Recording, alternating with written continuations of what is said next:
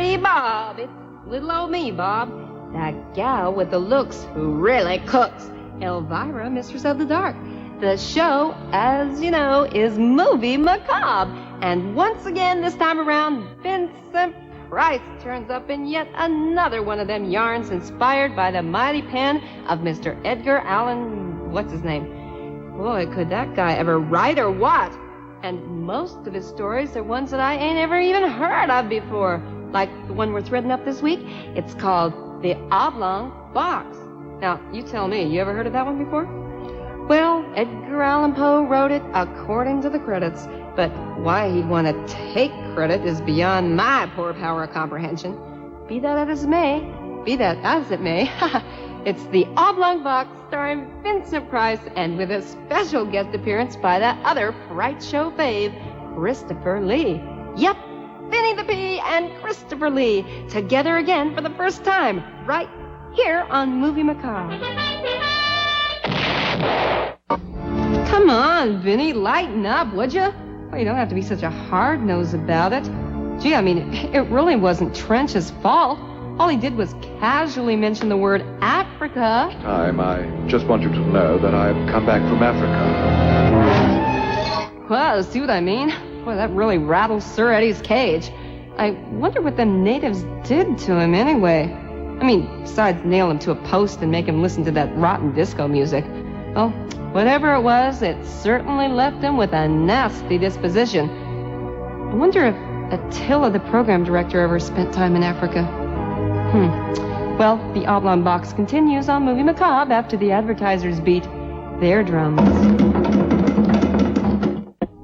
Wait a minute. Hold it. Explanation time out. Do you mean that they mean to do what I think they mean? Are they really just going to try passing off any old stiff with an upper lip as Sir Eddie? I mean, ain't there just the slightest chance that maybe somebody in the village might catch on? Well, I guess that's why you always hear them referred to as the ignorant villagers. You never hear them called the smart villagers, do you? I mean, I can just see it now. But I seem to recollect that Sir Eddie was a bit taller. No, Sir Edward was shorter. No, you're both wrong. I distinctly remember that Sir Eddie was a woman. Oh, so we'll let the sun shine in on a new life, will we? Sure we will. Just try telling that one to poor Sir Edward down there in that box. Can you imagine his surprise when he comes around and tries sitting up? Oh, real ouchie there. Have a nice day, Sir Edward. Something I wanted to share with you. I was having this really, really in-depth conversation with Channel 9's very own Meredith McRae, you know, just last week, and she was telling me that... Ow! Ooh, wow, who's shooting the spit wads? Oh, wise guy, huh? So it's you, Magumbo. You know, two can play at this game, Buster. Oh, drats, I missed. Well, what about water pistols at 20 paces? Natural causes? He died of natural causes? Call a poison dart in the neck dying of natural causes? Maybe they have it figured as a pub accident or something. They're very big on darts in them English pubs, you know, in case you don't get it. Anyway, meanwhile, it looks like Sir Edward's doing his Elephant Man impersonation in that ill-fitting mask of his. And he still has that nasty habit of grabbing everybody he meets by the throat.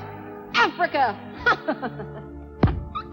Oh, gee. You think a simple handshake and a howdy would do the trick. The advertisers here on Movie Macabre also have the nasty habit of going for the throat. So after this commercial timeout, it's back to Edgar Allan Poe's The Oblong Box. Well, at least now he won't have to worry about having a guilty conscience over spending that blood money that Trench gave him. He wanted to be Mr. Holier-than-Thou. Well, now he's holier by about 14 stab wounds. Boy, that has got to be one of them times when a person just knows he said the wrong thing the minute the words came out of his mouth. If he'd only used his head and said something like, "Witch doctor? Oh, you mean You mean witch doctor? For a minute there, I didn't know which doctor you were talking about. Well, maybe he'll remember to do that the next time. Right now, these sponsors want to take something up with you. Then it's back to the movie, The Oblong Box, continuing right after this.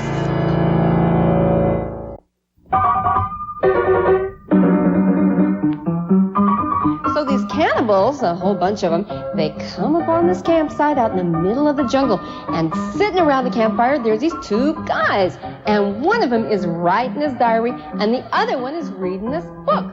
Well, the cannibals just naturally eat the one who's reading the book, right? You might want to ask, why is that? Why is that? Well, because they knew that writers cramp Reader's Digest.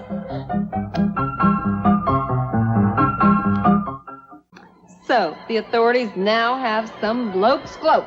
Evidence. Will the trail lead to Sir Eddie? Will we at last get a glimpse of... Boy, I wish they would knock it off down there. I can hardly hear myself think.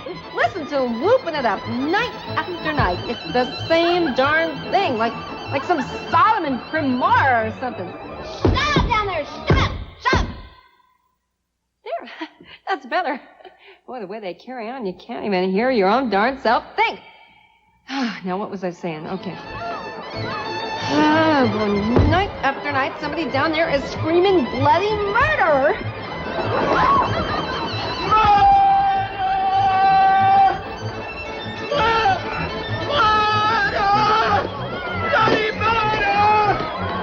See what I mean? Bloody murder. That was the last time I read to pre-med students. Shut up! So what does he want out of Chris Lee? Like a second opinion or something? Okay, Sir Edward, so you're real ugly. Yeah, golly. I wonder if the rest of us ever get to see that kisser of his before this turkey's over. Now, wouldn't that be a rotten trick if they just let us on for a couple of hours and then they never let us see him? A rotten trick, let me tell you. One that even I would be afraid to pull. Well, no, I couldn't do that. The exciting and long-awaited finito is coming up right after these messages. Stay glued. You did want to see Sir Eddie without his mask, didn't you?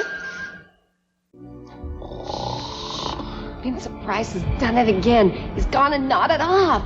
See him over there, stacking up the Z's? Oh boy, this is gonna be funny. Gets him every time.